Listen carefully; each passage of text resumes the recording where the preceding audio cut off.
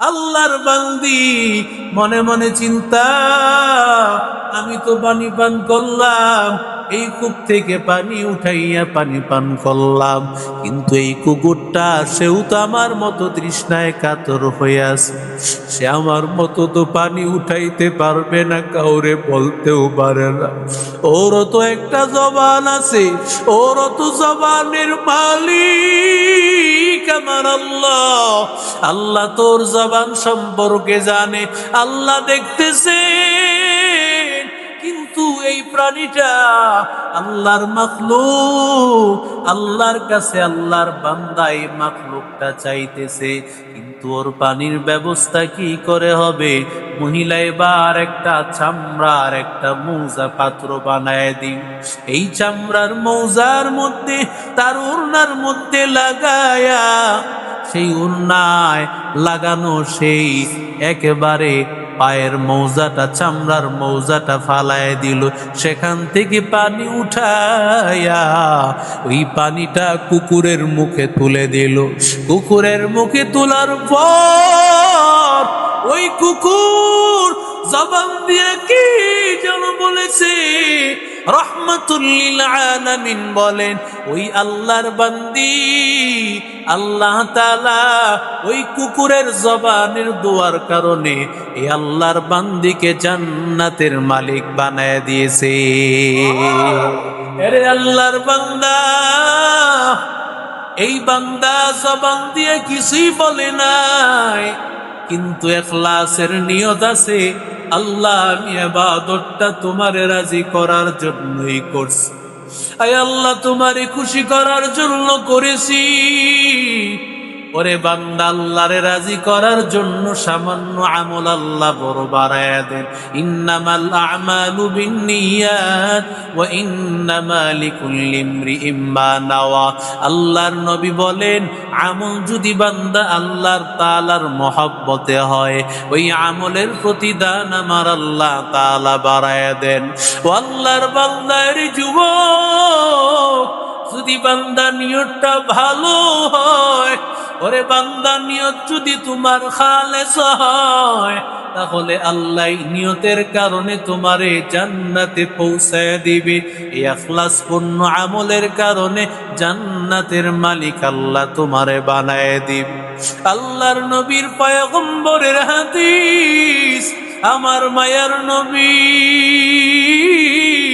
রহমাতুল লিল আলামিন, মায়ার নবী রহমাতুল লিল আলামিন বলেন, তিনজন আল্লাহর বান্দা যুবক, আল্লাহর বান্দা তিনজন যুবক, আল্লাহর বান্দারা রওয়ানা।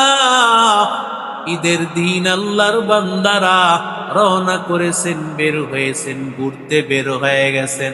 হঠাৎ করে দেখে প্রচন্ড মেঘ, চতুর্দিকে প্রচন্ড মেঘ, মেঘের কারণে আল্লাহর বান্দারা আটকায় গিয়েছে, ঝড় তুফান।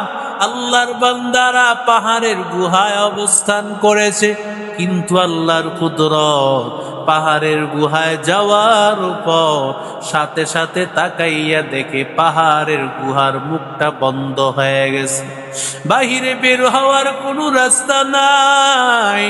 কি করিয়া বাহিরে বের হবে? বাহিরে বের হওয়ার মতো কোনো রাস্তা নাই। এমন সময় তিনজন আল্লাহর বান্দা বলতেছে, তোমাদের যার যেই আমল আছে, নেক আমল আছে, ওই নেক আমল দিয়া আল্লাহর কাছে বলো, মালিকের কাছে বলো। আল্লাহ তাআলা যদি কবুল করে নেয়, তোমাদের এই নিয়তের কারণে, তোমাদের দোয়ার কারণে, ইখলাসপূর্ণ আমলের কারণে, ওই আমলে উসিলার কারণে হয়তো আল্লাহ মাফ করে দিবে। এবার এক আল্লাহর বান্দা আল্লাহর কাছে ডাক দিয়া বলে, ও দয়ার মালিক, আমার কিছু শ্রমিক ছিল, এই শ্রমিকেরা আমার অধীনে কাজ করত, এর মধ্যে একজন শ্রমিক দিনের বেলায় কাজ করেছে, সন্ধ্যা হয়েছে, পারিশ্রমিক না নিয়ে আমার এই শ্রমিকটা বাড়িতে চলে গেছে। বাড়িতে চলে যাওয়ার পর আল্লাহর ওই বান্দার আসে নাই, আমি ওই টাকাটা বড় যত্ন করে রেখে ব্যবসায় কাজে লাগাইছি। কাজে লাগানোর পর আস্তে আস্তে ওই টাকা দিয়া এক সময় বিশাল বড় ছাগলের পাল, বিশাল বড় মাঠ ফসল, অনেক সম্পদ হয়ে গেছে ওই সামান্য টাকা দিয়া। এবার বহুদিন পরে ওই আল্লাহর বান্দা শ্রমিক আসিয়া হাজির, ডাক দিয়া বলে, ও মালিক, আমার ওই পারিশ্রমিক দেন, আমি আপনার কাজ করেছিলাম, পারিশ্রমিক দেন। মালিক ডাক দিয়া বলে, হ্যাঁ, এই যে তাকায়া দেখতেছো মাঠ ভর্তি যত গরু ছাগল আছে, মাঠ ভর্তি ফসল আছে, সবকিছুর মালিক তুমি নিয়ে যাও। আল্লাহর বান্দা বলতেছে, মালিক, আপনি কি আমার সাথে তিরস্কার করতেছেন নাকি?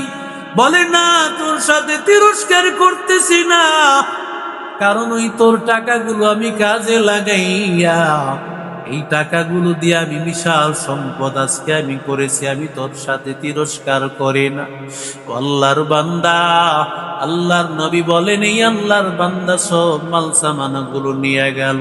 এবার আল্লাহর বান্দা বলতেছে, আল্লাহ, আমি তুই আমলটা শুধুমাত্র তোমারে রাজি করানোর জন্যই করেছি, দুনিয়ার আর কাউরে দেখানোর জন্য না। আল্লাহ, যদি কবুল হয়ে থাকে তোমার কাছে আমল, আল্লাহ আমাদের এই বিপদ থেকে ফাফরি জান্না, আমাদের এই বিপদ থেকে মুসিবত থেকে হেফাজত করেন। রহমতের নবী বলেন, আল্লাহ তাআলা পাথরের কিছু অংশ সরায় দিয়েছেন, বের হওয়ার মতো রাস্তা নাই।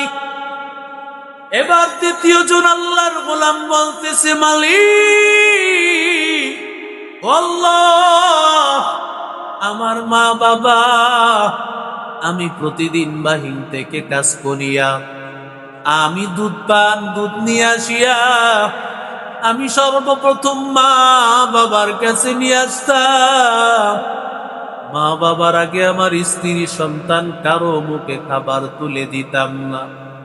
একদিন আমি কাজ করতে গিয়েছি, আমি দুধ নিয়ে আসছি, খাবার নিয়ে আসছি মায়ের জন্য, দিক দিয়া বাচ্চারাও ক্ষুধার। আসিয়া দেখি মা ঘুমাইতেছে, মা জননী ঘুমায়। মা যখন ঘুমাইতেছে, মা ঘুমানোর পর আমি মারে না ডাক দিয়া আমি মাথার কাছে দাঁড়ায় লইলাম। মাথার কাছে দাঁড়ায় রয়েছি, চোখ মেলার পর মা ডাক দিয়া বলতেছে, ও সন্তান, তুমি এতক্ষণ দাঁড়াইয়া আছো, আমি তো তোমার এতক্ষণ দাঁড়াইতে বলি নাই, এত রাত পর্যন্ত দাঁড়াইয়া আছো। মা যে কি পরিমাণে খুশি হয়েছে, আমার মা কি পরিমাণে খুশি হয়েছে। কারণ সন্তান যখন মা বাবা না চাইতে কিছু করে, মা বাবার কলিজা বড় ঠান্ডা, মা বাবার কলিজা বড় ঠান্ডা হয়ে যায়। কারণ এই পৃথিবীতে মা বাবার মতো আপন আর কেউ নাই। আল্লাহর বান্দা বলে, ও দয়ার মালিক, আমার সন্তানগুলো কাঁদতেছিল, আমার সন্তানগুলোর মুখেও খাবার দেই নাই, তাদের মুখে খাবার না দিয়া আমি আমার মা বাবার মুখে খাবার না দিয়া খাওয়াইব। শুধু আল্লাহ তোমার মহব্বতে মা বাবার মুখে খাবার দিব, এই জন্য আমি এর আগে বাচ্চাদেরকে খাওয়াই নাই। আয় আল্লাহ, আমলটা যদি তোমারে রাজি করানোর জন্য করি, আজকে বিপদ থেকে হেফাজত করো। ফাফরিজ আন্না হাযিহিল মুসিবা, আল্লাহ এই মুসিবত থেকে আমাদেরকে হেফাজত করেন। দোয়াটা করতে দেরি, পাথর আরো একটু সরে গেল, কিন্তু এখনো বের হওয়ার রাস্তা নাই। এমন সময় আল্লাহর এক বান্দা বলেন, ও দয়ার মালিক, ও আল্লাহ, ইন কানাত বিনতু আম্মতি, আমার চাচাতো বোন আমার কাছে বড় পছন্দের একটা মেয়ে ছিল, আমি তারে ভালোবাসতাম, কিন্তু আমি তারে বারবার প্রস্তাব দিয়েছি, কোনোদিন আমার প্রস্তাবে রাজি হয় না।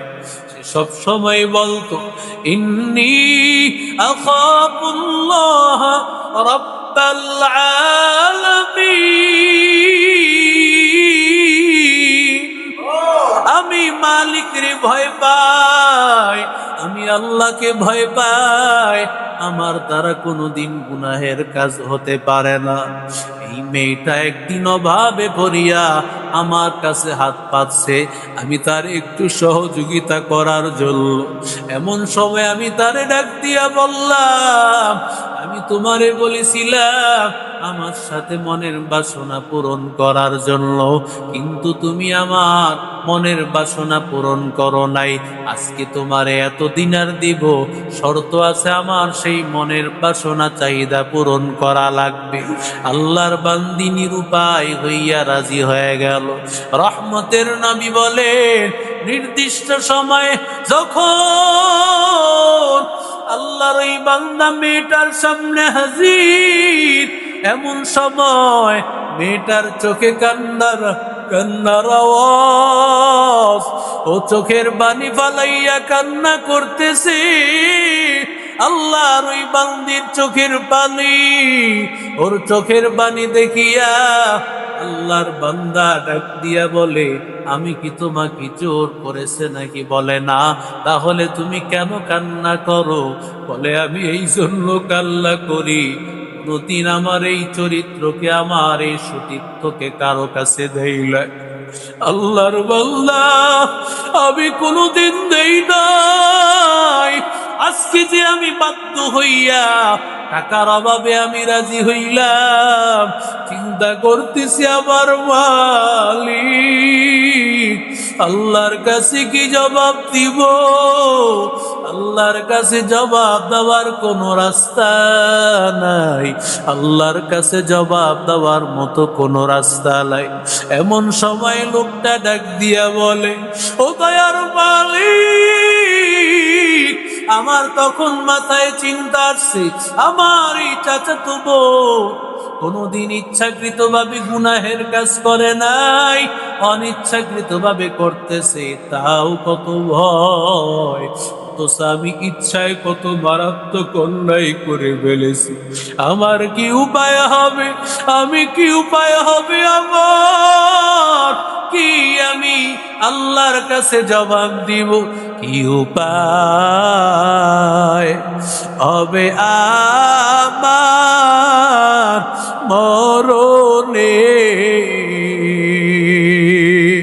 কেমনে একা থাকবো আধার কবরে, কেমনে একা থাকবো আধার কবরে। ও দয়ার মালিক, আয় আল্লাহ, তখন আমি আমার বোনকে আমি ছেড়ে দিয়েছি, আর বলেছি যাও, আমি আর তোমার সাথে খারাপ আচরণ করবো না। আর টাকাগুলো দিয়া বলছে, টাকাগুলো নাও, এই টাকার মালিক আমি তোমারে বানাইয়া দিলাম। আল্লাহ এই কাজটা যদি তোমারে রাজি করানোর জন্য করে থাকি, এই মুসিবত থেকে হেফাজত করো আল্লাহ, পাথরটা সরাইয়া দাও।